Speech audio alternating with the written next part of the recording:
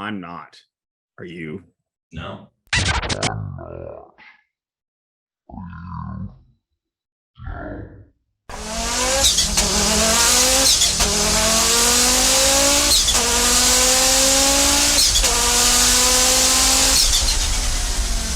you been? Good, Nick. How are you? We're thriving over here. It's the heat of Black Friday, so it's staying busy, but can't complain. What did it begin Monday for you guys? Began Monday on the 22nd, and it ends on the 12th of December. Okay. This should be live by then. There you go. So what are the details of that? By the way, 034 Motorsport, in case that's not Right. Maybe I should enter. Hi, I'm Nick Mercadante, the marketing manager at 034 Motorsport. Been with the company for a little under 5 years now, and I'm excited to talk about random Audis and anything that we've got coming up, as well as some of the stuff we've done recently with our RS5 and SQ5. Yeah. So Black Friday sale. Yeah.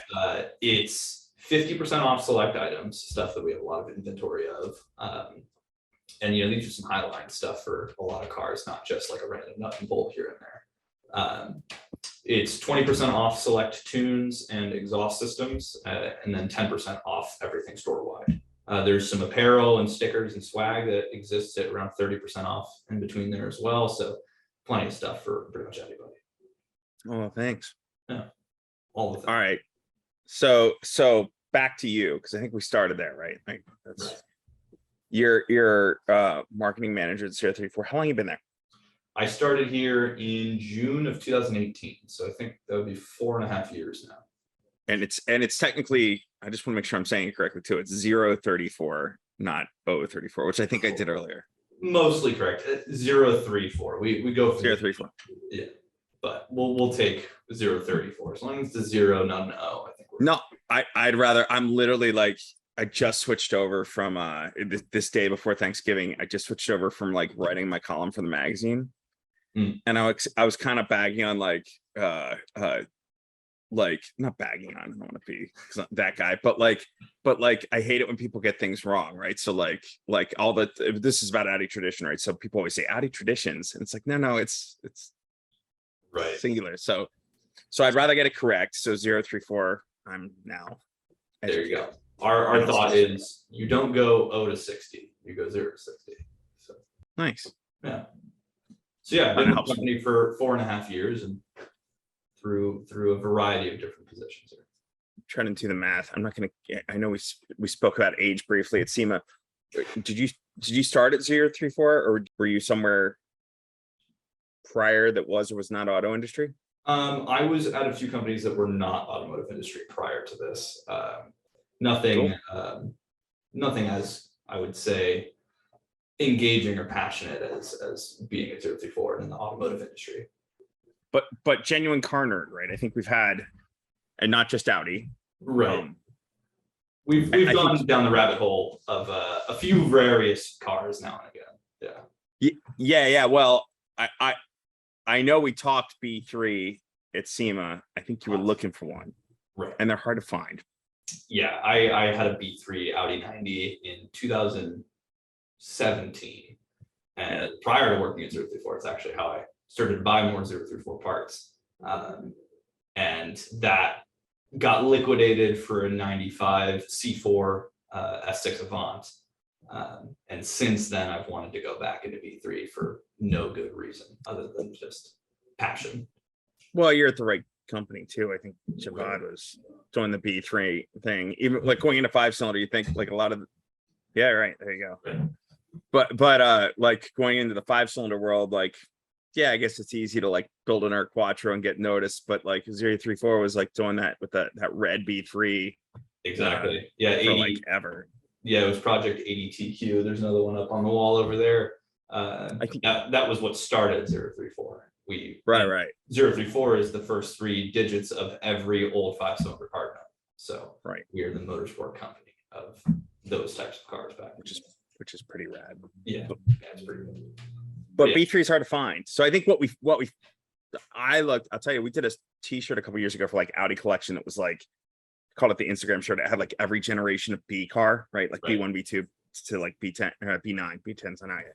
And so so it was 3x3, and the one car I had, it was impossible to get one to get photography because we wanted to do the same angle in each car. It was impossible to even find a B3. Was, you know, I don't know if they're just all, I don't know what happened. It's, well, any of them that are enthusiast owned seem to all end up with a B4 front end conversion within, 6 months, because you can't fit an intercooler behind the B3 bumper, Right? Not easily, at least. All right. But no, I have a soft spot for the dumb frumpy looking B3 front end.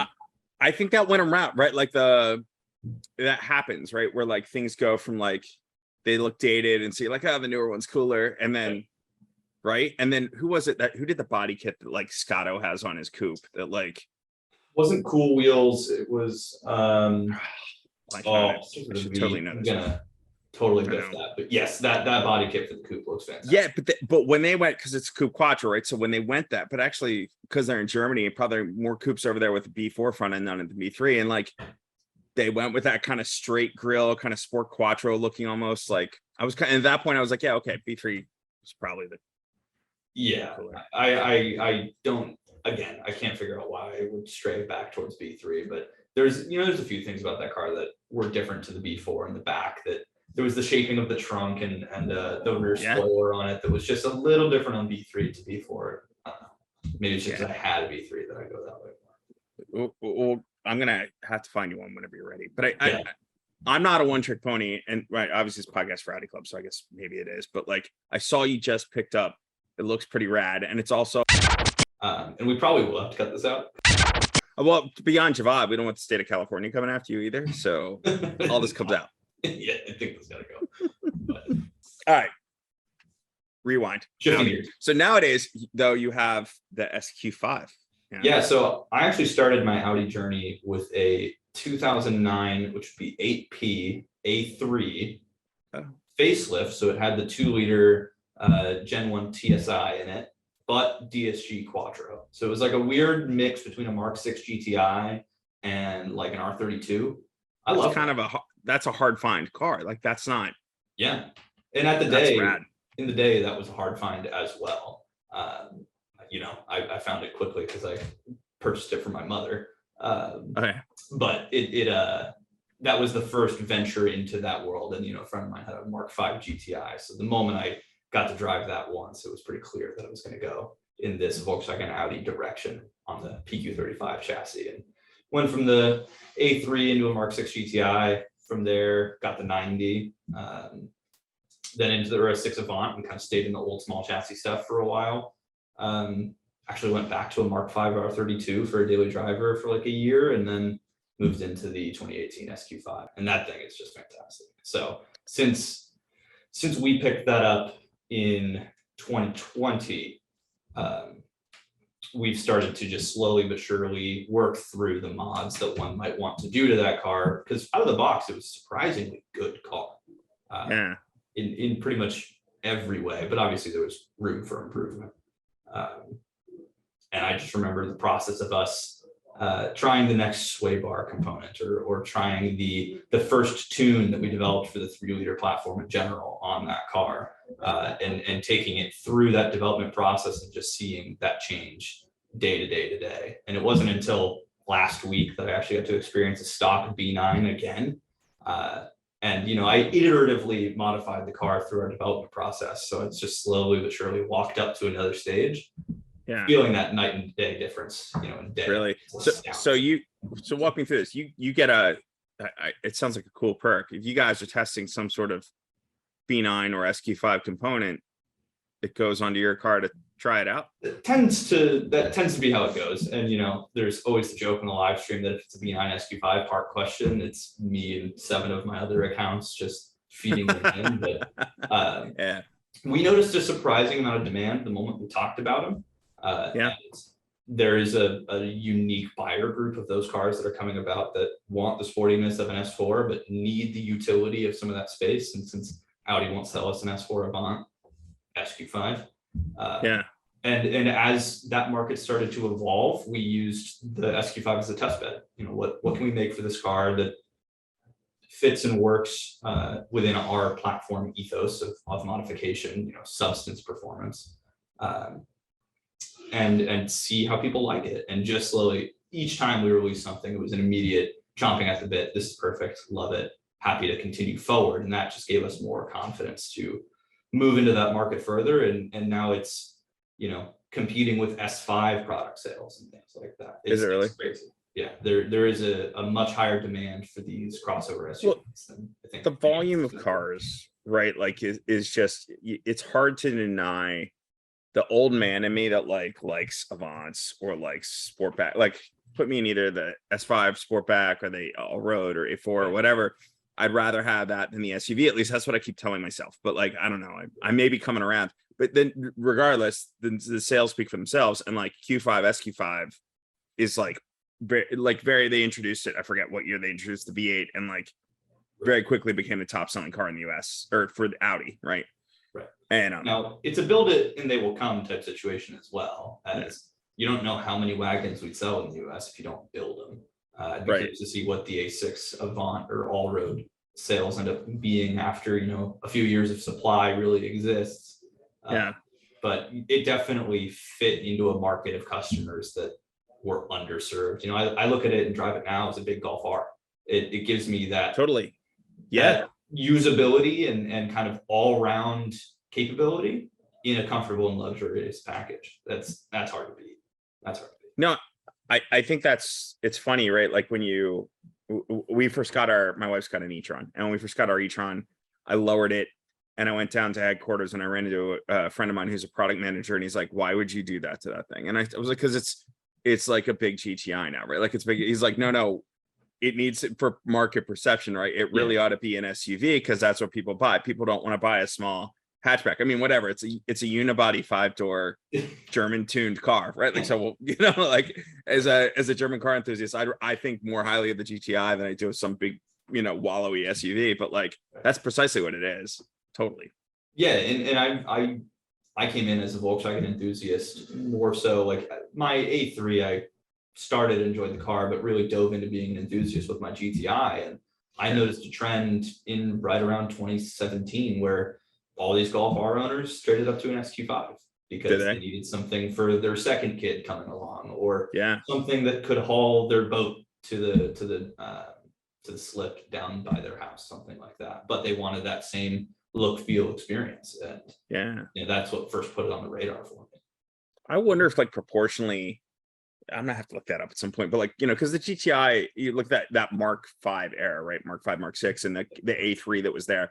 And that Sportback was more of an Avant, kind of a shorter one, but like, well, it was a wagon technically because it was a C pillar. They gave the window in that back, right, that quarter. So they did C and D pillar.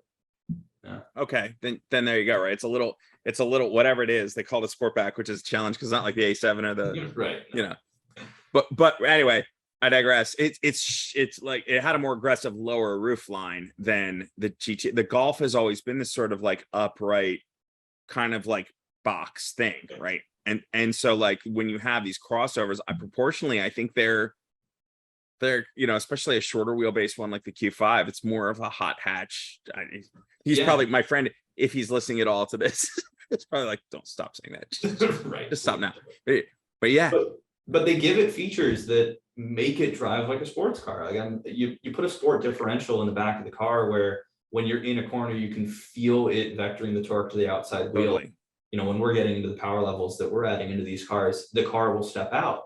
Like that's not just your general SUV family hauler. This is something that is capable on both sides. So I've taken the SQ5 around Laguna Seca, around Willow Springs Raceway, mountain roads, and then commute with a trailer on the back. I've towed up to the factory allowed weight limit trailer for many thousands of miles, all without a hiccup. So that car in each one of those instances performs much better than it should be. And certainly some of the mods that we've done have helped it. The wider tires on our 21-inch wheels gives it much better grip. The sway bars are much more stable. So walk me through, what are all the mods on the car? If you, I mean, I don't know if you have a list in front of you, but I don't. But it's my car, so of course I'm gonna know it. So that car is relatively low in modification amount, but the overall result is significant. So it is on the tuning side. It was stage 1 and stage 2 for a little while. Currently, it's running a upgraded hybrid turbocharger. So that means the factory turbocharger is modified to fit a larger internal than the factory turbo. So while the outside of the casing looks OEM, inside of it is a larger turbocharger overall. But that bolts into the factory location. So you don't need to do any crazy fabrication or customization work there, it just drops in. So it's running a TTE 710 turbo, that's the turbo engineers out of Germany, with our X34 carbon fiber intake and inlet on our air ride drop links, so the lowering link to lower the car down, Okay. with our front and rear sway bar package for that car. It's like 32 millimeter rear bar and 30 millimeter front bar. Okay. Quite large vehicle. Yeah. Installed with that is one of our ZTF 01 forged wheels. It's a 21 by 10 and it fits 295s on all 4 corners with the PS4Ss. And then along with that is the drivetrain inserts that we make to add more rigidity to the driveline and handle some of that power a bit better as well. But that's about it. There's little bits and bobs here and there, like a resonator delete kit and engine mount upgrades, but it's a relatively simply modified vehicle that makes 600 all-wheel horsepower. So pretty drivable day to day. Like if somebody were getting in it who weren't like, tuner car. Yeah. So my girlfriend prefers that car. She daily drives it when I leave it at home and take something else random. But it drives like an OEM car. That's the philosophy that we have behind our tuning and any of the hardware we add is we want, especially a car that's designed to be so multi-purpose, to retain its multi-purpose capabilities and not be offensive in one area or another. Not too loud, harsh, or brash, and then also in the same vein, not too plush, not too wallowy. So I think we found a really nice mid-balance there. I actually loaned the car to my elderly parents for a weekend while I was out of town, and they didn't know it was modified. Oh yeah. Within their driving scope, they didn't notice. Right. So I think that's perfect in my mind. That's the magic, right? Like I wrestle with, it's cool having like an edgy car, I guess, right? Like I'm not against it if you have that luxury, but like, yeah, if I can, if friends of mine, and most notably my wife, who's like, she entertains my hobby, right? But she's not like, oh my gosh, this is the greatest thing ever, right? So like, so if I can do it and she doesn't really notice, then that to me is success, because I've improved it, but I've not made it harsh or worse by measure of somebody who's not appreciative of hardcore. Exactly. And that's so many of the buyers. Like the biggest joke is that, it's the wife's car for the SQ5, or, it's the family designated hauler that has to take kids to school in the morning and the afternoon. Yeah. But how fast you can then get back from school is entirely where we then come into play. And you have to kind of keep that duality. So it's definitely satisfying to give the car to someone and have them drive it afterwards, not notice the change because it's not their place or market.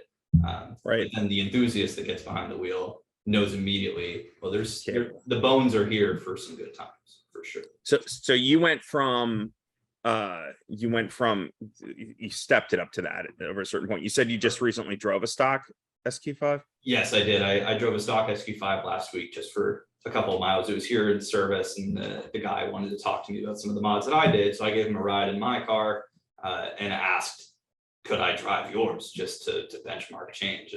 And it blew my mind. Really? It's an easy thing to forget the power that we've added back into it. And I think it was mainly the power that was most shocking.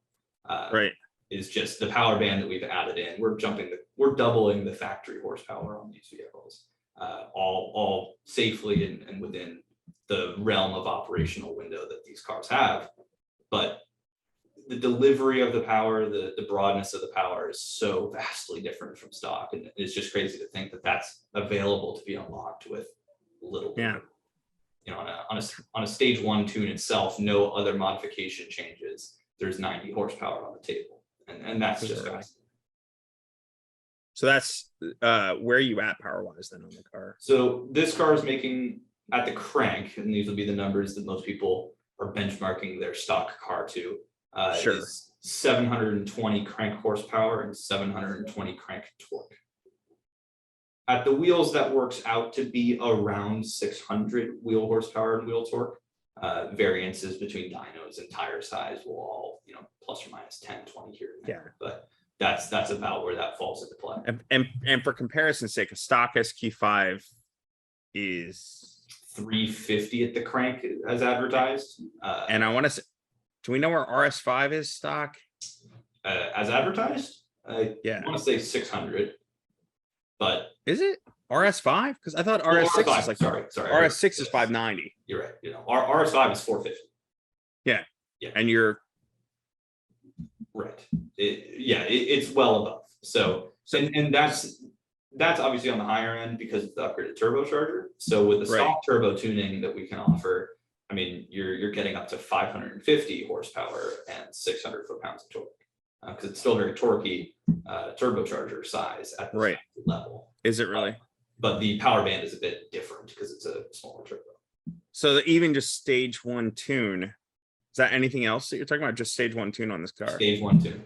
Yeah, I actually spent the majority of miles of stage 1 because it was through the time while we were developing the software. I put 35,000 miles on stage 1 in just about a year and got to live with that setup. And for 95% of people who are looking to modify their car, that is a perfect level of power add. It doesn't bring into any concerns of emissions or overall reliability and fuel efficiency, but you get all of the power when you want it. And it's fantastic at that level. You can step it up further, as most of us that like to modify it likely would, but for the all-around use where you're putting as little money in as necessary to get a really solid result, that is incredible. And that's basically our SQ5, right? That Audi hasn't built, but that's that power. And with the SQ5 sport pack, or with the SQ5 package, you've got sport diff, you've got like it's a pretty, I don't know. Sometimes I wonder where S's fit, like in the whole A to RS kind of spectrum. They can go back and forth because the SQ5 is override. And that just brings it up 3 tiers of class level, just in that alone. The static suspension on the S4 and S5 is really, really good. The air ride, just for the variation in, it's bad weather, let me air up and get through the snow. And I want to be a little more of a race car today, so I'm going to air down 20 millimeters. And dude, the hitch too, I think that's where so we have the other car at our house, an RS6, and the RS6 is cool. Like, I love the car, but like part of me that, like where I was saying earlier, how I'm like kind of the wagon or sportback person in my life, like at the same time, like, man, like the Q8, the RS Q8, right in that space, basically same performance, yet you have the hitch and you can tow, and well, they both have air suspension, right? But regardless, you have that flexibility that, like, man, it's hard to deny. And the fact that the SQ5 is so built, I still don't know why they never built an RSQ5, but I guess that's the market's there. And you can look over to Mercedes and look over to BMW to see that, their X3M comps and their whatever the GLB, or I'm not a Mercedes guy, so I'm going to butcher whichever one is the right comparable one. They've all got V8 options. They've all got big twin turbo V or straight 6 options. There is the demand for that daily driver usable SUV that can both compete in legitimate racing and day-to-day street use. And that's where we kind of come in to build that segment for the end user. I think the aftermarket is pretty generally looked at as a, from your classic consumer, a little scary. Is this going to ruin my warranty? Is this going to ruin my maintenance? Am I going to worry about the car on the day-to-day? I just want to get it and start it. It needs to work every day. And I think as these cars have gotten more technologically advanced, and as companies like ourselves have pushed things further, we can implement those upgrades and enhancements without detracting from those reliability and comfort standpoints, and really make the car that Audi doesn't make at this moment. Yeah. I'd love for them to make an RSQ5 because I'm sure we'd find meat on the bone to do even further, like we have with our own RS5. But until then, we'll continue to make some products that help. You can put one together. Yeah, exactly. Yeah, so that car in its current configuration with everything inside of it has done a 10.95 at 126 miles an hour in a quarter mile, which not many folks are quarter mile folks, but you can think back to Fast and the Furious in 2000 whatever, and they're arguing about giving them a 10-second car. I don't think anyone expected a 10-second car to be your family SUV that you're listening to your podcast and towing a trailer behind. The perception of a 10-second car has changed drastically with the. Is there? I know, like for the 5-cylinder guys, there's like a very active, like enthusiast community that keeps track of numbers and records, etc. Like, is there one for SQ5s? And if so, where do you rank? There is. So for the SQ5 community and the B9 community as a whole, so the chassis is kind of where everyone interacts, since there's so much similarity between the SQ5, the S4, and S5 on a component and hardware level, and software level, actually. A lot of that transfers over, so people end up all kind of engaging together. So my SQ5 has been, with the help of all of the developments we've been doing here, kind of the front runner, mainly because most people weren't pushing an SQ5 to start. Or documenting it. 98% of people are going to flash it and really enjoy the car. They're not going to go record the number. Now we're recording the number for development testing reasons, but also just kind of for fun. And it's still currently the fastest. Actually, it's not anymore. There's been another gentleman who's been really getting after it in their SQ5, taking the interior out, putting racing slicks and a racing seat in there. But it was the fastest stock turbo car and the fastest hybrid turbo car for a couple of years in full, street trim and street conditions. I think that's the thing, right?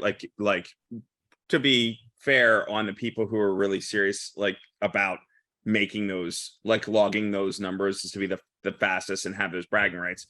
Look at what the 5-cylinder community does. You're getting very serious about removing the interior, bringing down the weight as much as possible. The car is not, while it's a street legal car, then at that point, probably it's not a very drivable daily. Like you said, your parents are borrowing this car and not noticing that it's modded, and it has a full interior. It's basically a daily, and it's a very different thing than like something prepped for the literally for the strip. What we tend to target, we want the performance to be there in the condition that 95% of people are going to use the car for. Now, to be fair to folks that prep the cars, yes, it takes about 30-45 minutes to put it into a 300-pound lighter situation. The seats come out quickly, wheels bolt on quickly. So it doesn't take long to convert stuff over, and we definitely support all the folks that want to get after it and really push it further. But I'm not digging on it. Hopefully, like I'm sure somebody's always offended, right? That I'm not digging on that so much as like it's almost like a different thing, right? Like street weight versus like prepped. Yeah, and that exists in the aftermarket community too. A lot of the community will ask, "Great time, now do it full weight and tell me what it is," and then vice versa. Great full weight time. Let me know when you pull stuff out, and what does it run from there.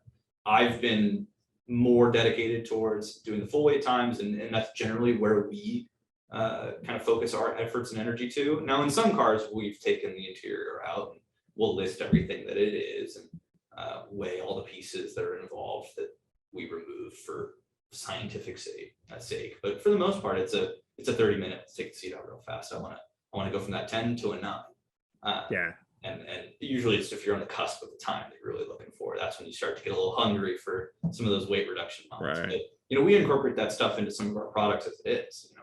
Our 2-piece brake rotors, which fix the Audi issue that if anyone from Audi is watching or listening, maybe don't fix this because it's been a great product line for us. But directional rotors being the correct direction on both sides of the vehicle is kind of an important thing, and no S or RS car at this moment manages to do that. Really?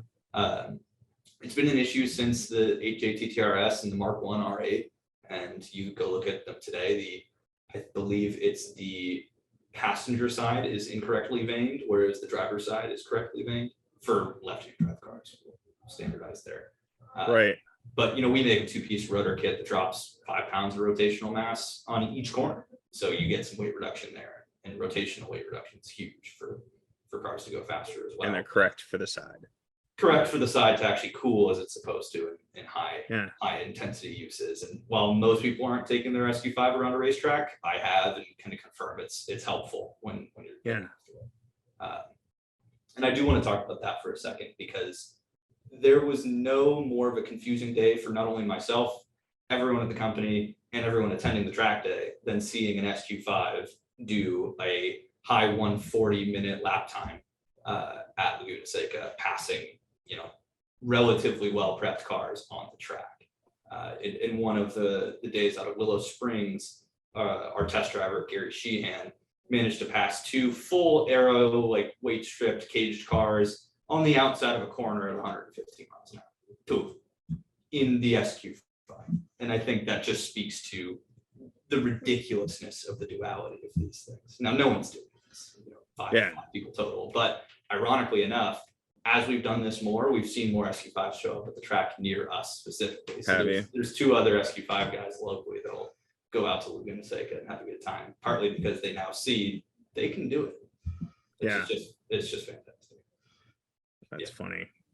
Yeah, so there is a lot of performance in these cars in many states. In the aftermarket community for B9, similar to the previous chassis of B8, is burgeoning even more as there's more developments and more advancements in the aftermarket community or aftermarket products.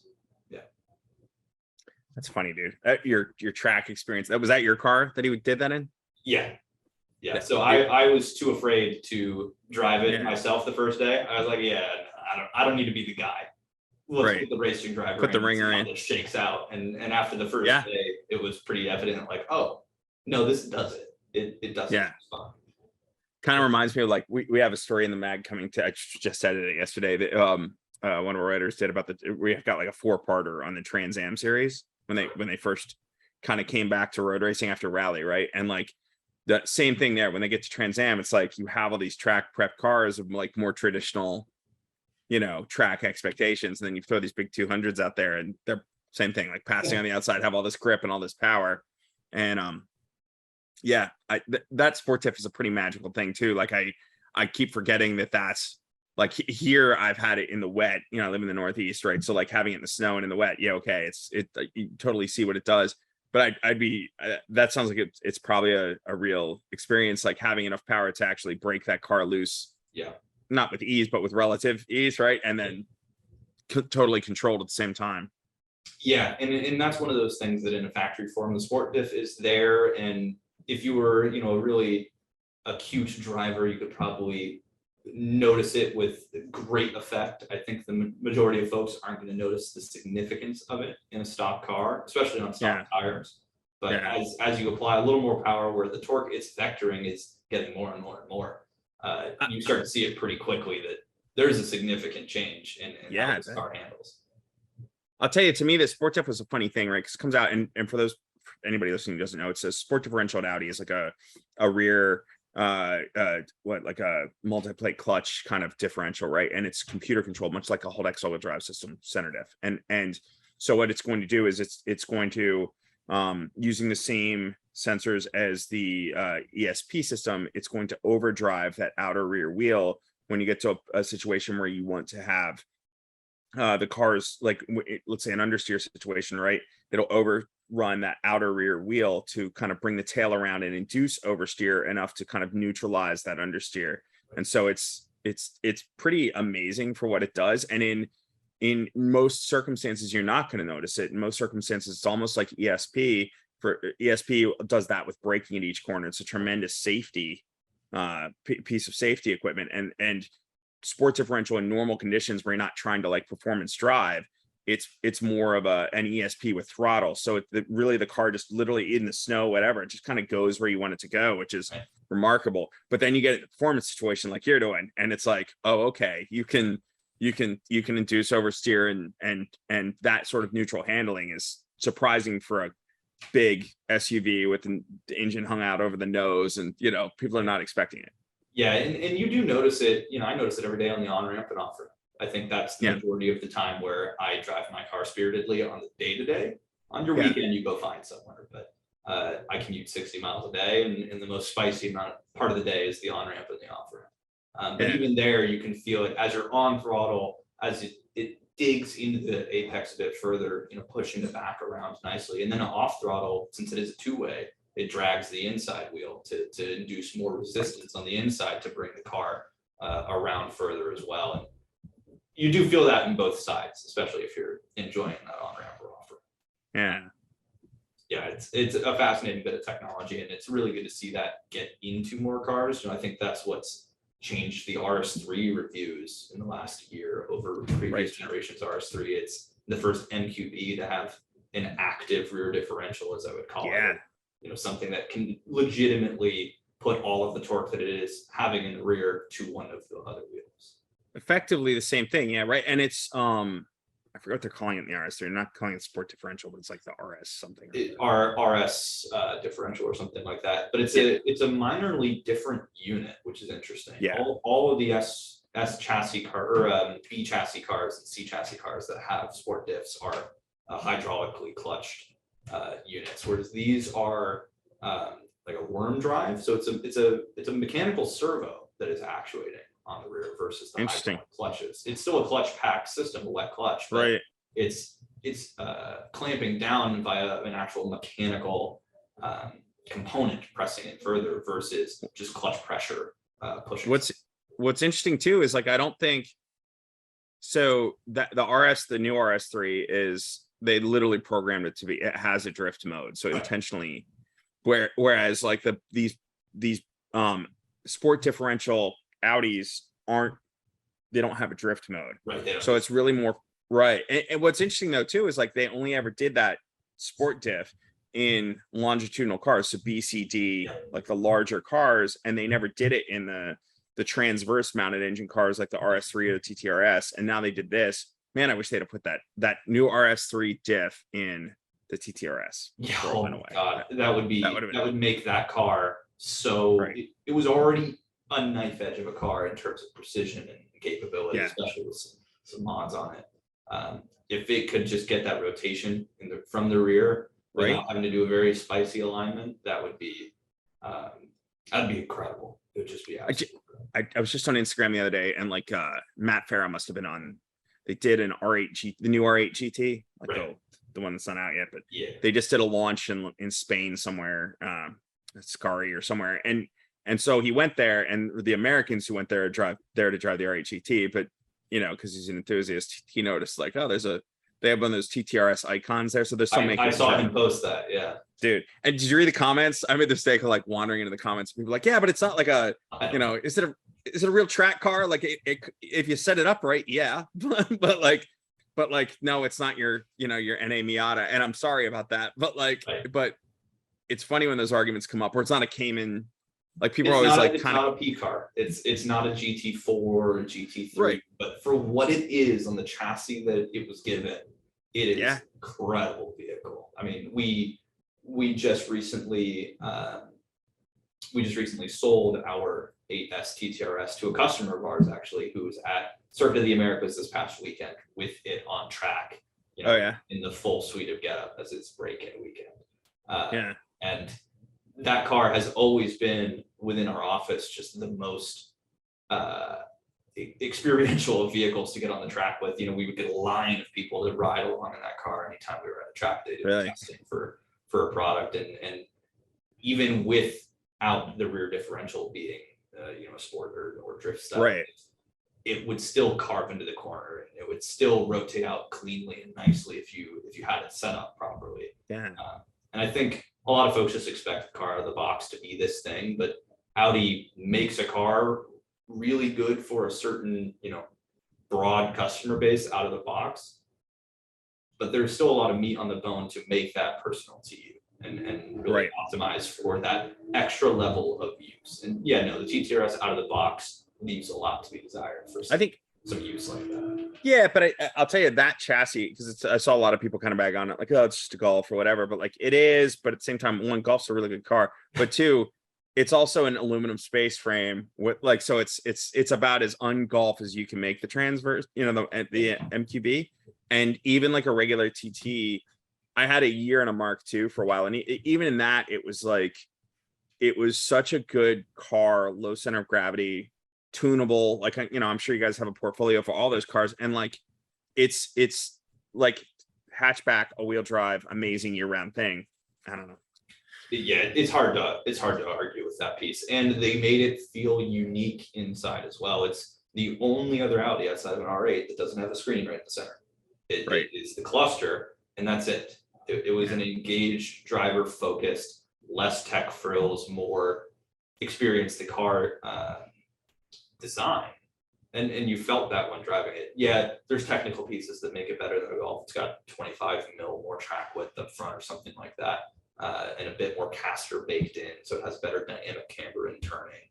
Nerdy stuff aside, they did a good job really optimizing the MQB chassis, the Golf chassis for that car. But with the diff now added in on the MQB Evos, the new A9 RS3, man, there's just no comparison. There's absolutely no comparison. I wonder how hard, and there's probably no room in that chassis to. So there's interesting similarities between the 8Y and the 8V RS3. A lot of the mounting points for the subframe are the same, both dimensionally and locationally. The sway bar setups are the same, even though the differential has a different footprint. So you would need to do some trickery to try to swap one, because I know that's where you're going. That was the first question that everyone has is, can I put that diff in an 8V.5 RS or an 8S TTRS? Probably not.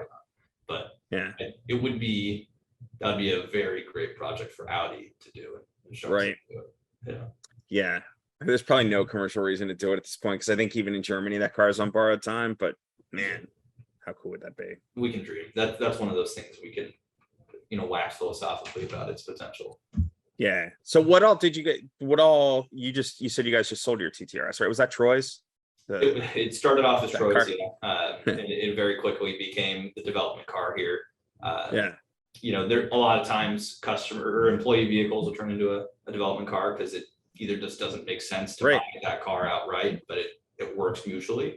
That car very specifically was a development vehicle for 034 very quickly. Once we knew we needed to go far within that platform, we bought it and took it through the depths. And for us, we have to optimize the amount of cars you have. You can't have 23 cars at some point. Say, okay, we've gone far into this car and we've achieved everything that's in our development queue. It's time to liquidate for the next one. And our 8Y RS3 is landing in a few weeks here. So getting space for something like that does mean you do need to let something go. But we've rebought cars in the past. We're on our third Mark 7 GTI.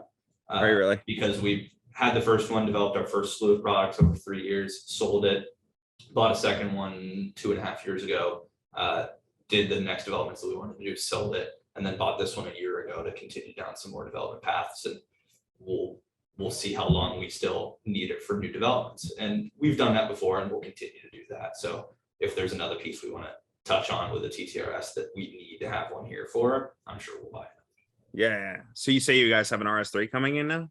We have an 8Y RS3 on order. There's so many similarities to the 8V.5 that we were able to get the majority of development achieved via previous product, and it all shaped out to have the balance and fit that we wanted it to be. But there's still a few key components that we need the car here to really fine tune and develop, like lowering springs and tuning those things. The car needs to be here within our control for as long as we need it to properly go through that development pathway. So it's been finished, built, hasn't arrived at the port yet, and we'll go from there. But we ordered Kimura Gray because it's the new Narga. Yeah, it is. It's cool looking. Yeah. So we're all excited to get that. Yeah. And then we picked up a newer S4 2021, B9.5 S4. And then is that much different from B9? I mean, other than the facelift? Mechanically, no. Software, completely. Audi changed to an entirely new ECU structure in 2021 and up. So from a calibration standpoint, it's a ground up effort. So we need to have one here for simultaneous development for B9 and B9.5. Yeah, it's the bane of a lot of the tuner existence at the moment. But we're actively, I think, one of the only companies that actually offer product for that ECU, and one of the only ones that still has a car in house to do that development on. So we have both B9 and 9.5 across our development cars to make sure that we've got that covered. Interesting. Yeah, Audi throws curveballs. That's part of the development curve in our industry. You got to see what they change for the next year and see how we can creatively work with it or implement something new. So it's not just a PI product improvement, right? Like when I say PI, that's what I mean. It's like a midlife cycle. So B9 to B9.5. So that change may or may not come at B9.5. It might have. Could it come? It could come anytime. And you know, there was a change from 21 B9 to 22 B9, and you know, late model 22 B9 is a different version of transmission controller than early model 22 B9, and that has a different flashing structure. So you might need to work on your flashing protocols and developments differently for that. So it's you kind of don't know what's going to be different until the car's there, and you get to determine, okay, it's time to go about something in a different way. You know, I remember 2017 RS3s had a brake master cylinder bracket support, and then 2018 they got rid of it. So the routing of intakes was different on 17s to start, and then 18 didn't need to do that because there wasn't that bracket in the way. So if you started your development on a 17 car, your intake might look different than an 18 car. So many different little That's got to be because you guys are. I mean, I think one of your strengths, right, is that you put out so many products, right? Like you come up with a lot of different products for so many applications, but then you throw that X factor into it, right? Like where like Audi kind of goes sideways on you halfway through a production year or whatever. How do you plan around that, or don't you? Is that more reactionary? We'll just deal with it when it comes in. It's a bit of both. You know, as a trend, the facelift model years tend to be where those differences exist. So we make it a point to either get early access to a European 7.5 or 8.5 or whatever the new generation half model is, because Europe tends to get them before us. And then there's that whole other game of European versus US car differences. But we plan ahead to know we need to get this new facelift at least in for evaluation, in for 3D scanning, 3D modeling, to cross-reference and compare, or in for product test fit, and then evaluate from there. If it's a drastically different layout, the car's got to be purchased and we need one. If it's smooth sailing, then it's confirmation checks. So that's part of our engineering development process, is just making sure that it ages with the platform properly. And like you said, it's easy for a shop or a company that makes two product lines of things. Maybe they make intakes and tuners, or maybe they make, you know, motor mounts and dogwheel mounts or something like that. But when you're making the tuning software, the hardware components on the engine side, the drivetrain components for the engine, and differential and transmission, when you're making the lowering springs, the control arms, the braking systems, the wheels, it becomes a very involved effort. But it's part of why we aim to upgrade these cars in a holistic way. We want to upgrade the car from front to back like it was supposed to be there. And that's how you can hand the car off to your parents or a friend who doesn't know anything about cars, and have them feel like it is what it's supposed to be. It doesn't feel disjointed or disconnected. All of it feels, upgraded homogenously. Yeah, that's why it's a created difficulty, but it's what sets us apart. And we don't want to have the half-assed car. We want to have it fully put together. And well, speaking of fully put together, and that's about a good transition. I'm curious. I just saw you guys mention your B9 RS5. Yes. So that is another one of those cars where the development curve has continued to go up and up and up, and the capability of those cars has gone up and up as products get developed. So with the turbo engineers, we installed another hybrid turbo style upgrade on the car. So factory drop-in locations, but upgraded turbocharger size, all on a stock engine as far as internals and those bits go.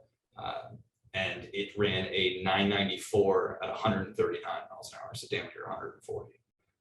So that car, I can't talk about the horsepower numbers because it's not a complete product yet. However, I think it's safe to say that it's going to fall into and around the similar power output that the SQ5 is making, plus or minus some. But by the fact that it's a lighter and smaller car, it can move so much faster. And the gear ratios and the chassis setup of the RS5 really lend itself to that power. And the delivery from the twin turbos is so visceral, it punches you into your seat. I mean, it did 0 to 60 in 2.3 seconds.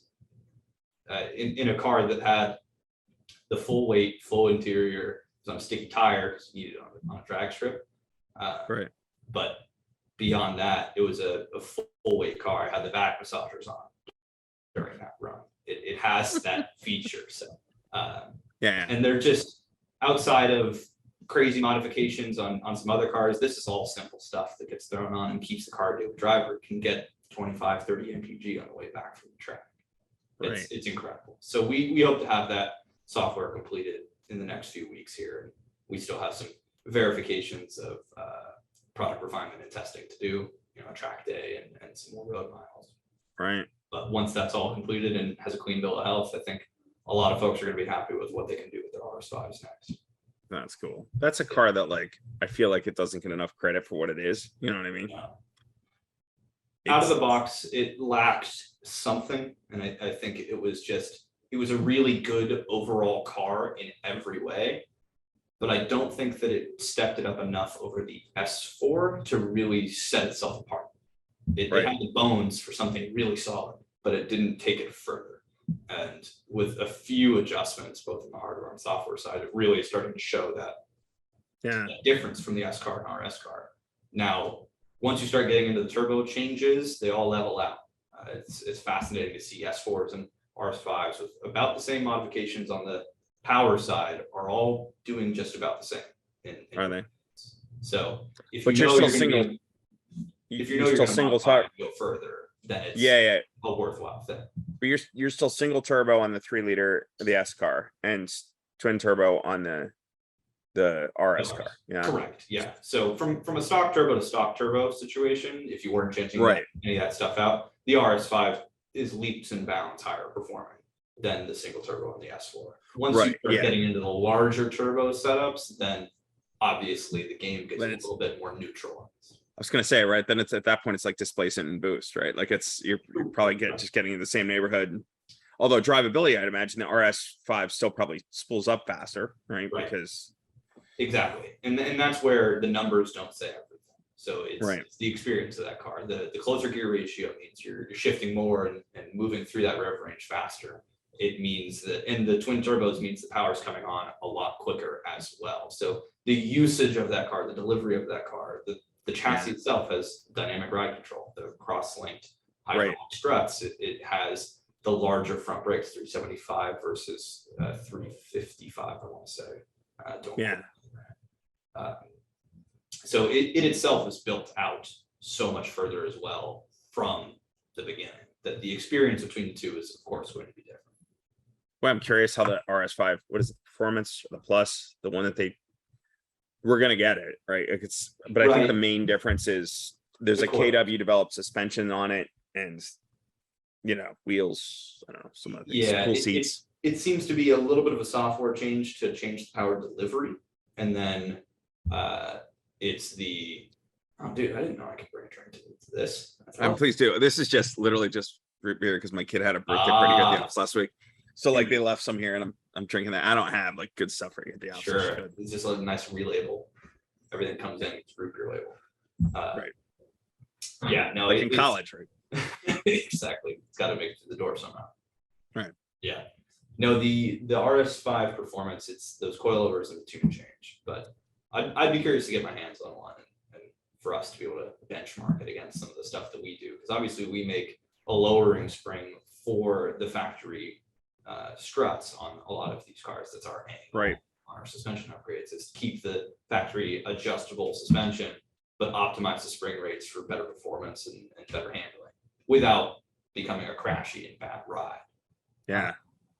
I'd wonder with the hardware of the DRC, with a bit of a spring change, if it's worth going to the true coilover style. Right. Yeah. That's a good question. Time will tell. Yeah. I'm curious too if we get there's like some cool seat that's in that car. But like, I don't know if who knows? Crash testing and all that tends to add cost to homologation. And yeah, that's the kind of thing that like it looks rad, but like, will it make to the US spec? probably not. Look, I mean, if there was one thing that I could argue with Audi with to give us more in US spec cars is massage seats. The S4, S5, and RS5 get massage seat, but the SQ5 does not. That makes no sense. Dude, my wife's e-tron, love it. My S5 had it. I got this RS6, doesn't happen. Doesn't make sense. Then you get the e-tron S, or I guess now the Q8 e-tron S. And because it's an S now, you lose the massage seat over the base e-tron. It's still a 5,800 pound, electric. Is it a different seat in the It e-tron S? is. It is. And they sport it up a bit, but they call it massage. What is the point of that? That's my soapbox argument. No, that's something that like it ought to go in and I'll tell you, like, not to say I don't like grass is greener comparisons, especially with brand B, but like I had a buddy who had I don't know what it was. It might have been an X7. So maybe this is an X7 thing because like that thing's big and ridiculous. It's like the BMW version of whatever the Rolls SUV is. Right. But like he said it massaged like not just the back, but it massaged your butt, which was like dude, really? Because like that on the long drives, like if it did that, I'd be like, I'm just not getting out of the car. You can we'll just keep going. There's a Lincoln Navigator that has individual butt cheek massagers, and it oscillates because of course Lincoln. Right. Exactly. Yeah, I'm all for that. And like Norway, I found this out only a couple weeks ago. Norway has an option for a massage seat in the SQ5. It's standard on every seat, including cloth, manual adjust. They all have massage, and the seat functionally looks the same. So it's just the air bladder and controller on the side. So how did US not get that option? It's annoying. Like that's something that should be in everything. Yeah, if you're nearly standardizing sport diff at this point, give me massage as well. Now I'll gladly take sport diff over massage every day. Yeah, I was just gonna say that. I think I'll care more about that package if I had to lose one. I want to keep sport diff, but there's opportunity there for sure. But I don't think Audi is massaging the butt anywhere in any like A8 Hork package for the Chinese. Like nothing. Like that's if you're listening. There's some step ups for the lavish interior upgrades. I was gonna say if you're listening Audi, we love you, but massage the butt. Like we Americans are as you think we are. We yeah. Well, the Norwegians too. What you don't have to aim this at the Americans. Evidently. Yeah. We want the massage, no question. Yeah. So when am I going to get you to modify one of your vehicles around your home? Where can you as a consumer of mostly off the shelf vehicles, where do you feel you are seeking some improvement? Boy, you're going to dig into my soul on this one, aren't you? I do mod cars. I have in my past. I tend to like. It's funny when you're talking about your SQ5. I tended to get like OEM plus, like I literally remember the thread on Vortex where we came up with the name, right? Like the OEM plus name, because like they were like, how do you do it where it's like not all tuner and hardcore, but like it kind of looks like the factory built it, and somebody was like, let's call it OEM plus, and then now it's like a thing. But so I always modified to that level. We were doing like project cars for Fortitude. I had a silver all-road that was it was probably tame by like hardcore standards, but like I don't know, it was our project car and it was rad. I just where I am now, not just because I'm old, the e-tron's lowered on wheels. The RS6, my cars lately I just kind of drive, right? Like I don't know that I have, plus I have like I have an quad, like if I have money to put into cars, I have an older quattro that I'm trying to get built, or I have the coupe V8, and the RS6 is good. The RS6 needs lowering. That it does. Every time I go to RS6 gatherings, it's like, who's the all-road? The guy with the all-road? That's it's me. Right. But because they all look good. Like just some of them go too low, and I'm not really a fan of that either. But like, there's a nice sweet spot for sure. Yeah. So the other thing I'm worried about, because the RS6 is higher than I've ever gone with owning a car price-wise, and what scares the hell out of me is you can tell I'm not native in this space because I worry about things like this. But like, I'm worried about depreciation. I tend to mod car like that all road I had for probably 4 years, and like your car just evolved over time. And like if I drove it like halfway through, I probably didn't notice it evolving that much. But like by the time it was done, the difference between that and the original car was, marked. But I don't know. With the RS6, I'm worried about like more than another year into it. Like Right.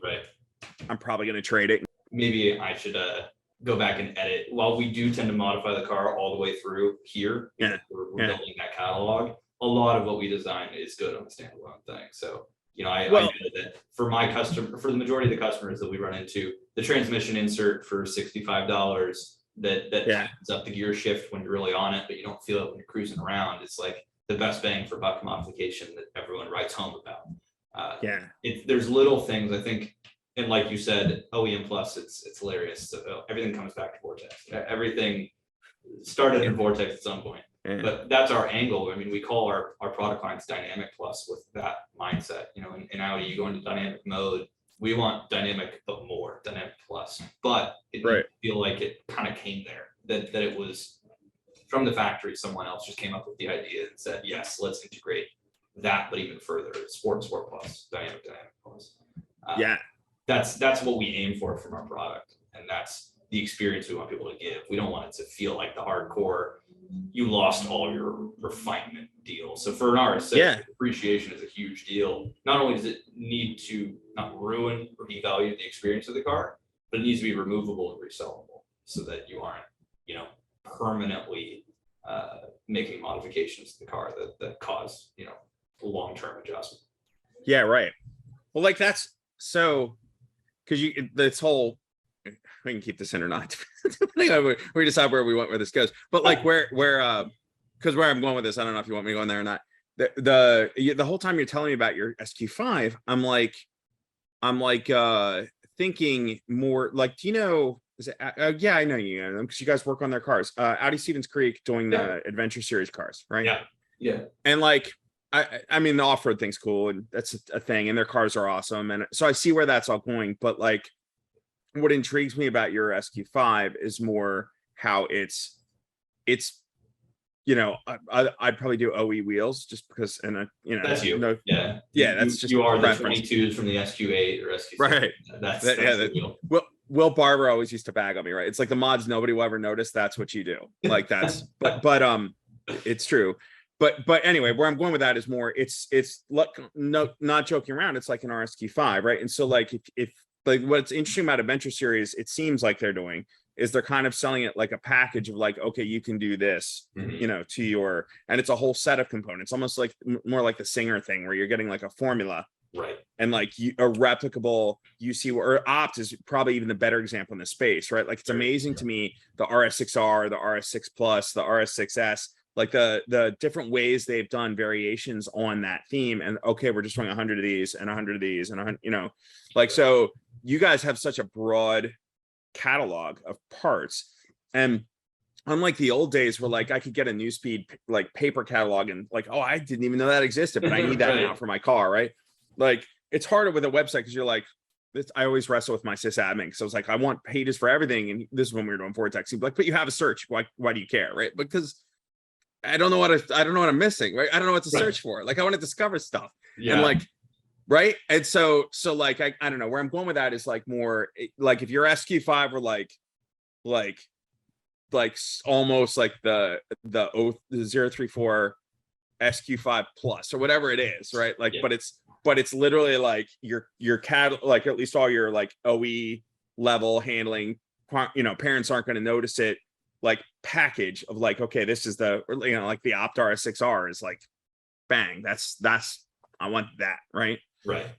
You want so, it, and then we'll be launching. We actually just launched our first, implementation of a staged handling package and a staged performance package. So based off of what your level of desired modification is and price point that you have to operate in, we created a few key products from each of the lines that we develop for these cars, and we'll be launching them for more cars. I think we did B9 A4 first, and we'll do B8 S4 next, and B9 S4, S5, SQ5. It'll move through the line of product where you can just say you want stage 1 on handling, and it'll be us knowing, okay, within our product catalog, the stage 1 is going to mean truly no compromise anywhere. It's for the guy who's not really going to the track, but wants to feel that nice performance change in the day-to-day.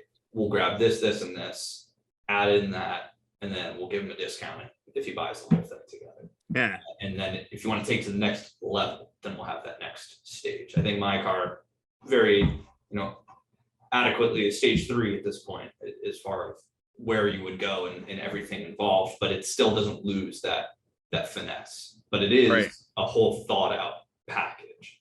Now, there's always going to be the folks that want to buy that one thing for those two things. And that's why they're all sold individually as well. And maybe you want to piece Right. them together. But that staged concept, very few companies offer that in a real holistic way. And that's our catalog. I mean, some of these catalogs run 100 products deep. We as a company have over 1,000 individual SKUs across every random Audi, Volkswagen that you could think of. And if you don't know what you're looking for, that's a hard thing to find. So we're curating more of those packages as well to make it an even easier. I kind of want to be in this level. Okay, great. Let's go. Right. Yeah. So I think we'll need to get you. We'll start testing out what the RS6 stage 1 package is for you. How about that? Maybe lowering links, a trans insert, all the removable things. Maybe a resonator delete that isn't irreversible. Let's talk. Here's the only thing though. That car, here's my guess. PI for RS6 and I guess C's in general is like next year, right? Yeah.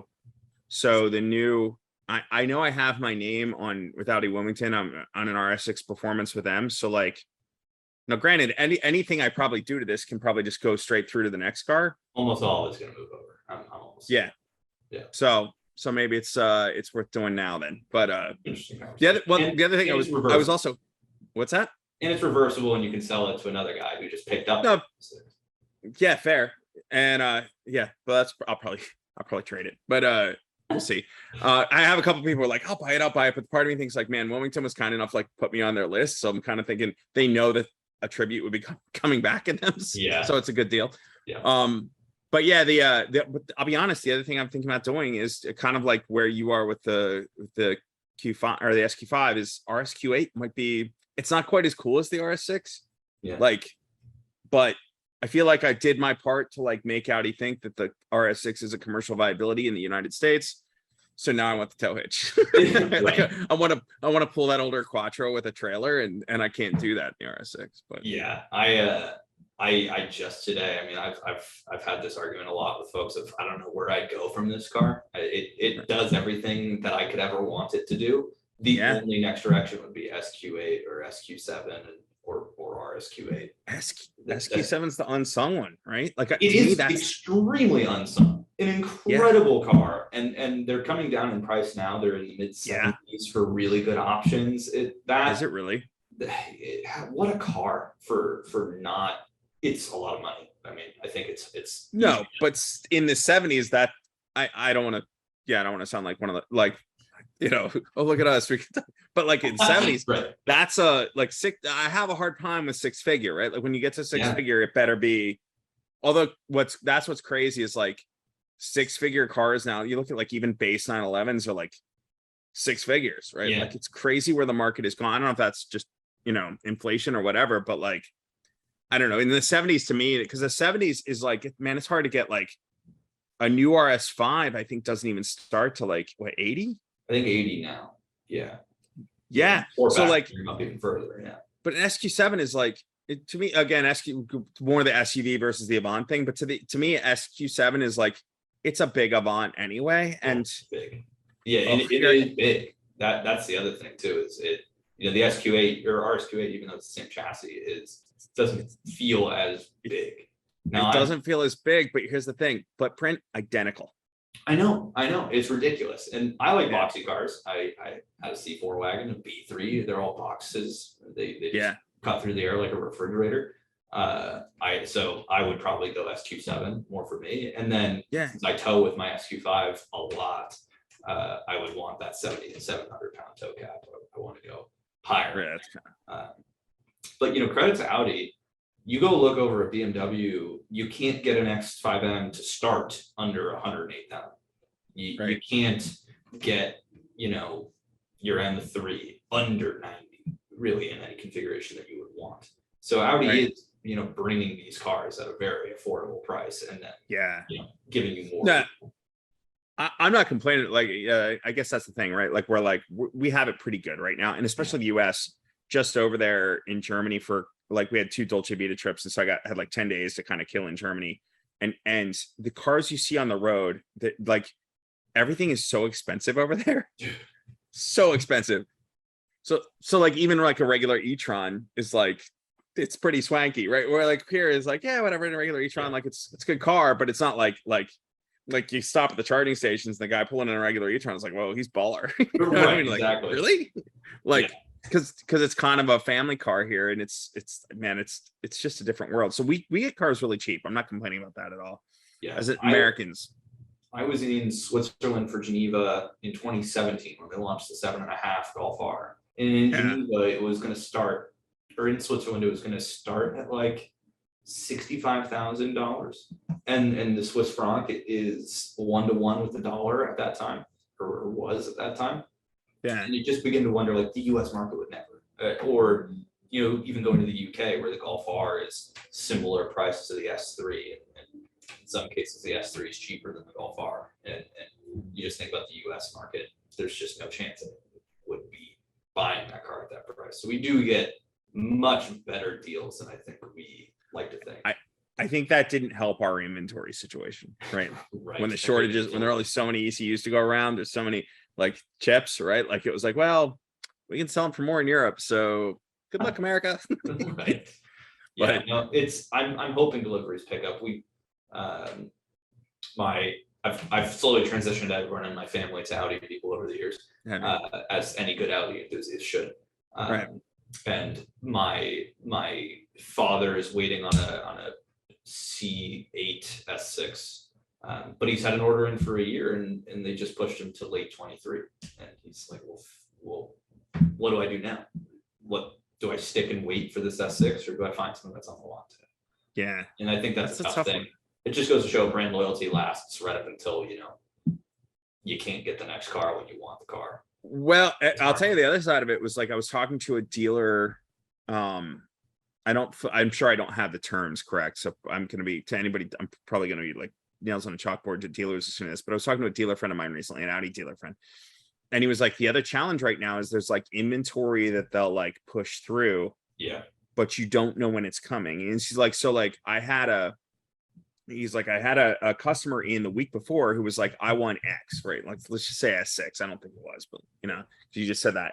Like, I want an S6. Do you have one? No, we don't. And then, like, you know, you can order one. But like the guy wasn't particularly, you know, it wasn't that particular. I don't need like a prestige, you know, just whatever blue. Yeah. Just one an S6.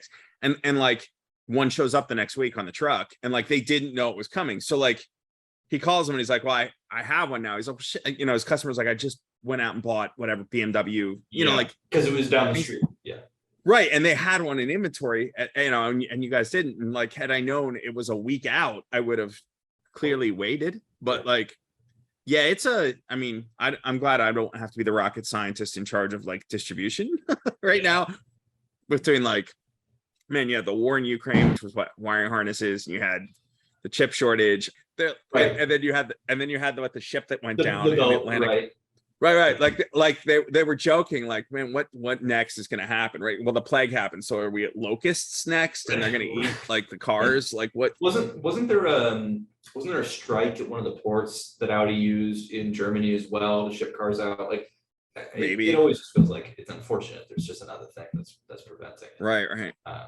But man, and then the cars that do show up just don't make sense. Like, there's 15 Q5s with SQ5 front ends because they made one of those bumpers, and they say we're just doing this. Oh, really? Oh my god. Oh, remember the 2020 Q5 e-tron? Q5 E. The hybrid? Yeah, those all have SQ5 bodies. Front and rear bumper looks exactly the same as the SQ5, and that was maybe that was on purpose. It just, and then now in general, A4s and S4s are the same body line, same. So I know that I know that one of the things they do is like when you're running to the end of production, like I think they've been doing it since B7. So you get like the B7 S line, which was the S4 bumper.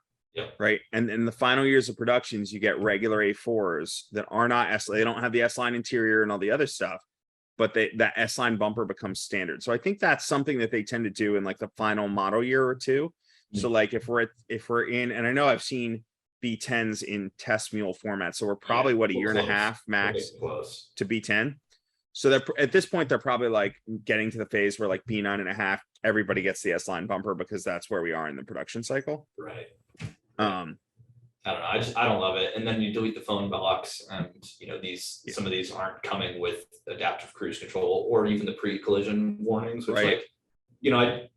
we went and got lunch before we went to film this, and there was a Nissan Versa Note with a pre-collision sensor in the grille. And it boggled my mind that a car you can buy for 19 or 22 grand had that implemented.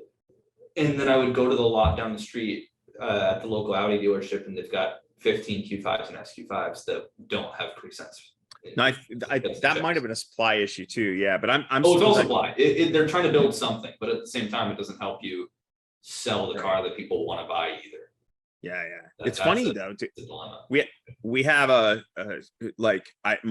in my house, one of my daughters is 16, and we haven't gotten her license yet. She hasn't really been pushing it. I've been busy. So over the Christmas season, I'm like, all right, I'm going to get this thing done. Right. Like, and make it happen. But then we also have an RS6 in the house. So I'm thinking something needs to be done about like putting a wall between, like from an insurance standpoint, between her and the RS6.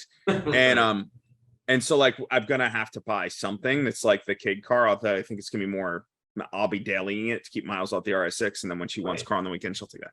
Right. Anyway, I'm looking at like, okay, what can I buy that's cool? And like, that's like, when I was chatting with another friend from Audi whose kid is turning 16. He's like, I need something that has all the pre-sense and like everything in it. I'm like, man, when did that even start? Like, I think B8 maybe. The B8 got adaptive cruise for like a year, like 500 cars got, and it wasn't very good. 8.5, and it wasn't very good. It was something which we'll take. Yeah. It didn't have brake. No, it had braking involved, but the Mark 7 GTI, I know in 2015 so had MQB the option for the bulb, and that had the first pre-collision that I can remember from the Volkswagen Audi catalog. Well, and then the 8Y S3 had that as well. I was going to say, so A3 S3, sorry, 8V S3. Yes. Prestige probably. Yeah. I wonder if TT Mark 3 has it. Does TT Mark? TT Mark 3. No, they never gave it. It might have pre-collision, but it doesn't have adaptive cruise. Without adaptive cruise, it's a collision thing. Basically, I want something cool, and I'm thinking like with TT, like she can't take a lot of friends in the car, which is probably good. Right? That tends to help. Her sister, and that's it. One of our coworkers got his 16-year-old daughter a Mark 1 TT 1.8 225. Both learn stick, and you can't fit many people in there. It's a tight space. So that angle is definitely one that's been thought of before. You run the other risk of, though, it's a sporty car. It's sporty, and when it's sporty, you might be a bit more emboldened to be sporty. Yeah, no. Well, that's the other thing I wrestle with as a dad of like safe, but as a human being and realizing I learned a lot of my driving skill hooning around in parking lots in the snow with the e-brake and being an idiot, right? Like, that like I kind of don't want to just insulate her from the ability to just go out and safely be an idiot either. Because at least the car is going to be safe. Like if she does what every 16-year-old does and wrecks the car, then she will at least be safe. And maybe you sign her up from one of those Audi Club team driver clinics. That's a great segue, man. We're gonna. Unfortunately, I can't sign her up to win the. See how I'm doing this too. To win the RS3 that we're giving away, the sweepstakes. Should you want to earn like Audi Club and Anna.org, enter please. Right. But no, but yeah, no, I she'll definitely be doing our. Start with the team clinics and maybe do some HPDs too, because like training is like that's the main differentiator between everything, right? Like just knowing those skills, and like I substituted that with hooning around in parking lots with snow and my e-brake, but like and having idiot friends who like I wasn't quite as idiotic as them. I didn't actually wreck my car in high school, but like look at that. Haven't gotten COVID yet either. I don't know what that says about me, but But That's something. I mean, I got it 3 Yeah. times. I don't know what that says about me. have you really? Yeah, SEMA was the 3rd one after I saw you. So Oh, you got it at SEMA? Yeah. Yeah. Tough. Yeah. I thought SEMA or Monterey would get me for sure. And I got away okay So in far. Monterey, and I got away from SEMA last year okay too. But SEMA this year I didn't get away clean, unfortunately. yeah. Well, you worked the booth too, right? I don't know if you ever got it's all about, like, to me, at least in my head, it's all about proximity and viral load. So like if I never talk to the same person too long, You're and good. like yeah. So unless, like, the people you're like working with and traveling with have it, you're but if like some guy with bad breath corners you in the Yeah, in the booth, and that's a really good angle now to end some conversations. Just, hey, COVID safety, I gotta go. Like, I appreciate Hey, that's- yeah, it's time to. can I just say I was on so when I went to Germany a couple weeks ago, I'm on the flight, and there was a very nice German gentleman next to me, but I recognized early on that he had particularly notable bad breath. Mm. And like, so when I fell asleep, I'm in this, how like when I'm sure you've gone to Germany. Yeah. So like you're not really sleeping, but you're trying to, because you don't want to be a zombie the next day. Yeah. So like you're kind of half in and out already. And like every couple of minutes, the way the air would circulate in the plane, I would smell that bad breath, and I'd be like, that could be COVID breath, right? Like, and it would just wake me up enough. So like COVID, you know what I mean? And then try and go back to sleep. 5 minutes later, COVID. Like, it was so annoying. It was so annoying. I literally put a mask on because I was maskless on this plane, living dangerously. But like, I put my mask on only so I would smell the mask instead of his bad breath. I was probably that proximity, and it was by no means any great mask. Like, I'm sure it was just as dangerous, but I was really just wanting sleep at that point. So Yeah. I don't know. Oh man, no. 3 times. What are you gonna do? I mean, I'll take the shots if they give me the shots, but what are you? I mean, that's at some point. It's no, it's now we're gonna live with it without going and diverging into a COVID podcast. We're here. And, it's going wherever. We're over the hour at this point, so I figure it goes wherever the hell it goes. I think that's a good shot too. Yeah, we got the on topic Audi 034 stuff out of the way. Yeah, no, and no, it's really nice to be able to do these shows again post COVID. I mean, it was kind of weird to think like most of my role as far as here at 034 being marketing manager is interacting with people, and for 2 full years effectively in the event space, it was none. It was entirely virtual interaction, and I'd be curious, and now I've found a late night thing for myself to do, is just kind of go back and reflect on the change to our aftermarket communities that has happened just from 2 years of only internet interaction. I'd be willing to wager that there's a lot more widespread, interaction. Like the guys in Norway are now interacting in the same group as the guy in Kansas City, which is why I know of massage seats. Thank you, Audi Club Kansas City. Really? The Norwegian guy was on the Audi Club Kansas City's group. Everyone's just joining everything. Everyone's in everything. That's amazing. That's amazing. I have to be in many of these groups as it is, just to interact with customers and be aware of what's going on. But it means I get to watch a lot of different interactions. And even in the 40,000 member group situations, we've got guys from Dubai and Singapore and the US and Canada and whomever. So there's been so much more interaction just on a global perspective all in one place versus your local chapter level engagement. But at the same time, no one sees each other at the end of the week, so they don't hold back. They do not hold back on what it is they say online. So I'm wondering what kind of overall change that's made. I'm gonna need to look back at some posts in like 2019 and 2018 and see if there's a stark difference. So it's funny. Randomly, I'll go down a little bit of a rabbit hole here, but we were doing Vortex back then, right? Like I think it was the first Obama election, right? And I'm in the vein of page views deliver ads. If we grow our inventory, we have more ads to deliver, right? And we have this amazing community on like across Vortex and Fortitude. It was a shared forum, and it was hundreds of thousands of people. Before Facebook groups had really taken off. So it's a really amazing time from a community standpoint. Everybody was like, the car community was pretty tight, and it was rad. And then I was, and probably this is not a great thing for me to admit to, but I was like, we should do a political forum because people talk politics and that'll be more inventory, right? Like, so like we had this debate internally. I was the one who was waving the flag for it. I'll fall on that sword. And we set it up for like maybe 2 weeks. It might have lasted 2 weeks. And what we found was that like it was wildly popular from a traffic standpoint, but like what it spilled out of there. So you would have people going in and like arguing politics in that political forum. And whereas on the whatever the A3 forum, they were good friends, or they helped each other out. Now they were like, I hate you, right? And it was starting to degrade the community. Like the politics were like, it was like a poison. And so we shut it down, and like very quickly it went back to normal again, right? Like it was, but you could definitely see it. Once you create the space to even allow that external conversation, you start to create things that, the communities exist because there's a shared agreement effectively. You all agree that you like whatever it is that you're there for. You like the Audi that you own, you like that model of car that you own. But when you start adding in things that make you, oh, well, mine's a manual and yours is DSG, so yours is bad and mine's better. I went with this tuner and you went with that tuner, and I put my money behind these guys, so therefore yours is bad. Those division points really have become even bigger and bigger. And now it's always existed, as you can say, going back to 08. It can anyone will find any. Well, it's not like someone like a black car versus a white car. And gray car. It wasn't all red. Yeah, and it wasn't all kumbaya back then either, right? You'd have like especially like, I mean, you guys were kind of in it, but the people who really were slinging were like, it was like, let's say brand A of tuning company. I know where you're at.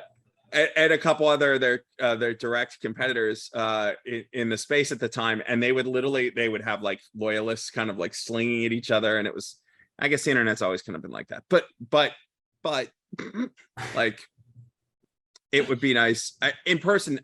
Where you're going with there, I think I agree with you. I miss the events. What I've been looking at very seriously is like, we're going to have our first national since COVID this year in the Carolinas. I don't think it's been announced yet, but whatever. Nah, people will know. If you made the hour and 30 minute in, if you made it this far, there's like 2 people. One's my mom, so we're good. But like, but the other thing was like, for me, Monterey. I was there with you with both of these this year with Monterey and SEMA. Like I run out of like precious few events where I can interact with people. So like for me back in the Vortex days was like Waterfest was really huge for like a lot of the industry came out to it. I think your Red 90 came out with Javad one year. Made a showing. Or like the Detroit, New York, LA auto shows, right? Like, which Audi's not in any of those anymore. So like, really? Yeah, they weren't even in LA just is this week, and they weren't there. So like Porsche was still with the Safari, but like anyway, where I'm going with that is like having places to interact. And so for me now, that's like Monterey for Audi or OEs, and SEMA, I was afraid, but given how empty I heard it was last year, and I didn't go because of COVID. But like this year, I was afraid that it would be, with Ford and GM out, it's going to be terrible. And I thought it was great. Like we were very pleasantly surprised. It was my third SEMA, so I did 2019, 2021, and this year. Oh, buddy. Yeah. All right. Yeah. So I'm the guy. So I drove the trailer last year with the car for the booth, and this year I drove the car down. 9 days in Vegas is definitely many days. But as far as the difference between each year, this year feels most like 2019 again.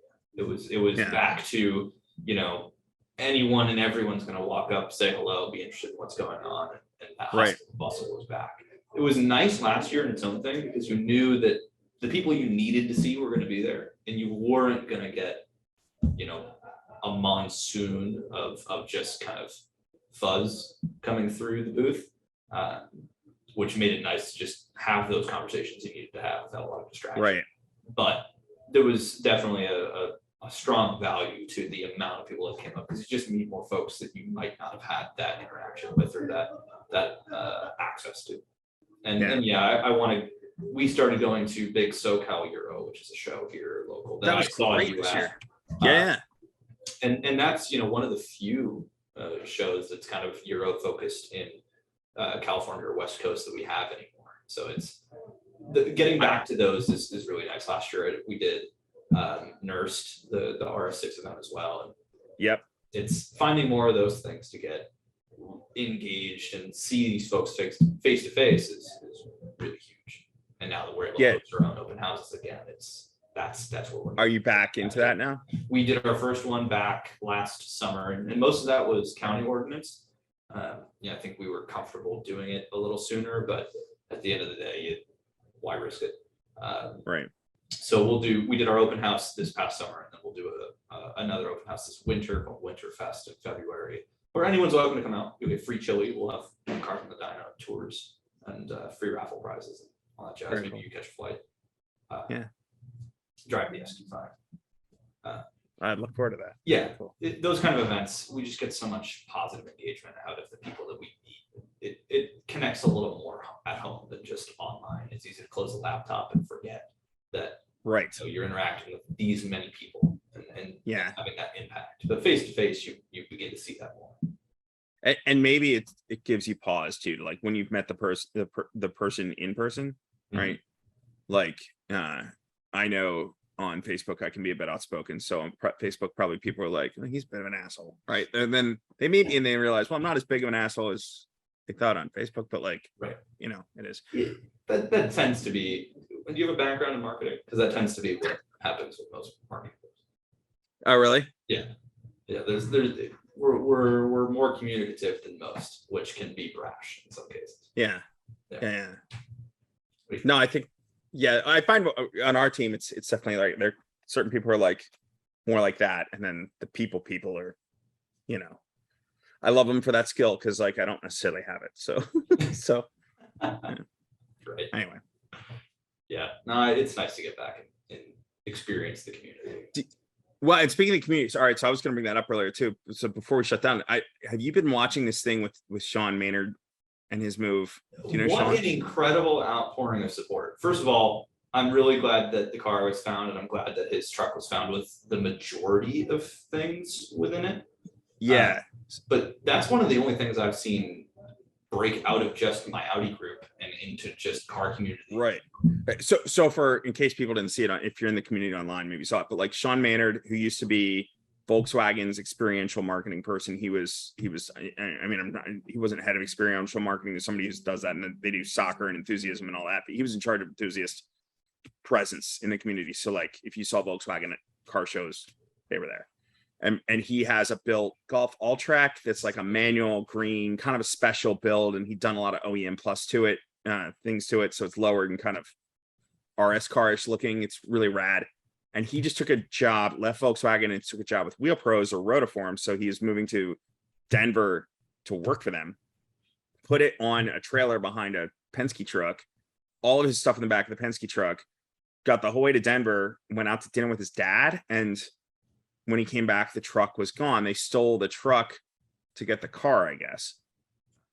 Then the truck turns up, tie down sliced. They'd taken the car off, and I guess they'd gone through the truck. He had a bunch of like, having worked for Volkswagen, he knows Tanner Faust and Scott Speed and like the guys with the Beetle GRC program was all his programs. So like he's had all of this, like I'm looking around here, all the dopey stuff I have in my office, right, that I've gotten over the years. You too, I can see behind you.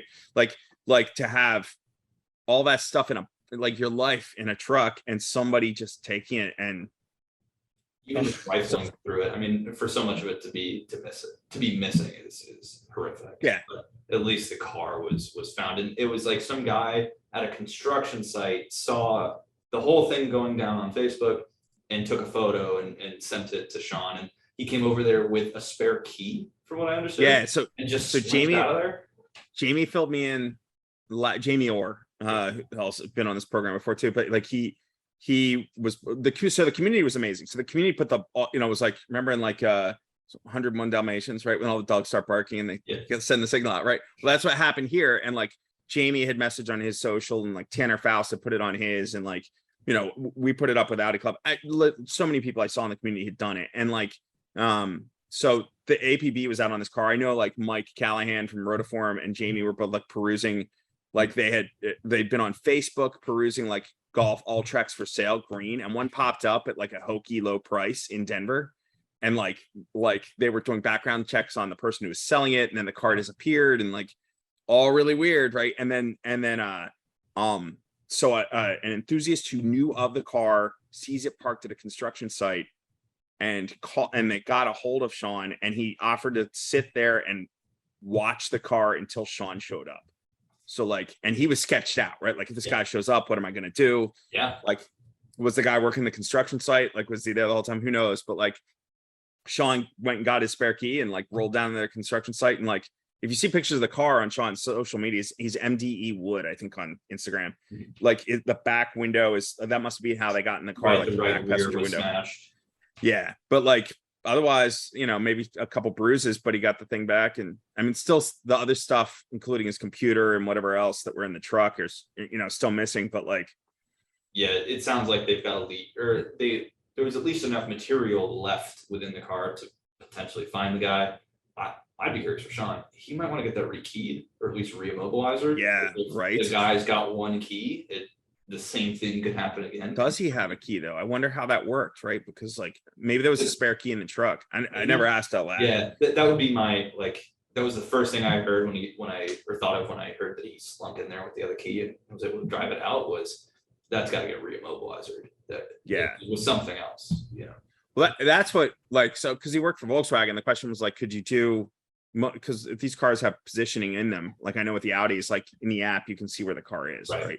So listen up, thieves, don't steal cars, because like I can see where my car is at all times. But like that, whether it's that or somebody messaged me and like, boy, you should even just like to put like a what's the Apple AirTag in it, which I did when I put the RS6 in California. And we were like shipping it, and before I had it, like my app and stuff all hooked up to it, I got an AirTag and threw it in the back and was like, you know, if something happens to this car in California and gets stolen, and you know, and I got to fly home the next week, I'm not going to stick around and try and find it. So like, you know, be something to kind of help you get it a little bit further. Right. And I was able to track it the whole way home. I mean, the weird thing is, like, I know, like, my colleague Talia was like driving the car around in Monterey that year. And because I had an AirTag in the back, her phone's pinging her that like there's an AirTag following you. You're being tracked. In the back of the car she's driving. You know what I mean? That's sketchy too, right? That people would do that, like to use AirTag. Because I've heard of that in like the Northeast. Their car thieves are like putting AirTags on cars or like products, right? Maybe not always AirTags too, but like, that's backpacks. I've heard of one where it was a backpack that, you know, the AirTag was in there, and the phone notification, she got a notification that someone was tracking effectively her location, and she rifled through her bag and found an AirTag like that in her bag that wasn't hers. No, her bag, not her AirTag. So someone had dropped an AirTag in her bag while she was in a public setting and began tracking her. It's like, not only can this tech be really positive, it has equal opportunity to be negative. So it's good that there's like notices to tell you, hey, just a heads up. Yeah, but even there, you've got to, I mean, like AirTag, for instance, you've got to have an Apple device, or you've got to, there's an app you can get as well, but you got to know to put that on your Android to like. Right. Are you going to be that forward? Yeah. Geez. What a world. It is, right? Like you figured out. So I was thinking about like the old Vortex days, like it was kind of even though people were starting shit with each other, like it was like people hadn't really, other than porn, people hadn't really figured out how to use the internet for like less than, you know, what admirable reasons. And like, at this point, we're so far down the road of like, you know, we have like global players with like bullshit accounts on Twitter and, you know, whatever, like you give humans something long enough, they'll figure out ways to use it for evil and stuff. Of Carlos Danger and, you know, Anthony Weiner type of online interaction. Yeah, it's crazy. Here we are, just a couple old men complaining, but you're not that old, so I feel 45. It's fine. Or 55. Take me on as the gray hairs fill into my beard with each. Are you getting some new customer complaint? I love it. I honestly, I say it every day. I'm so excited to go gray. I think the peppered and full silver look is going to look great. And I want to start tomorrow, but you want the world's most interesting, what was the guy? Like the Dos Equis dude. Dos Equis guy. Who's homeless now or something like that. Or he was homeless really? Before he was the Dos Equis man. It was one of those stories. But he's got a great silver look. Great hair. I'd like to think it's great, but yeah, no, I'm emulating. And Yeah. in Tell people till you start getting like offers to be this community Santa Claus or whatever. Then you're like, oh, and it's like, in 20 years, I'll be you, and I'll be happy about it. hopefully you have more hair up top. We'll see. Cool, man. I appreciate Fantastic, it. dude. Well, thank you Thanks for your time. for reaching out and asking if we could be involved. I certainly enjoy it. And would love to Yeah. do more in the future in whatever capacity. Agreed. We love working with you guys. So Fantastic, man. look Well, forward to doing more. stay warm. You should go eat dinner. Yeah, have a nice Thanksgiving. Yeah, that too. Have a nice Thanksgiving. Yeah, don't get COVID a fourth time. I should be okay. I got maybe 3 more weeks before I get COVID again. Got it. Yeah, you probably have some killer antiviral stuff in your For now. system now. Anyway, Yeah. all right, man. All right, dude. We'll talk later. Take care. Thanks for your time today. Yeah, of course.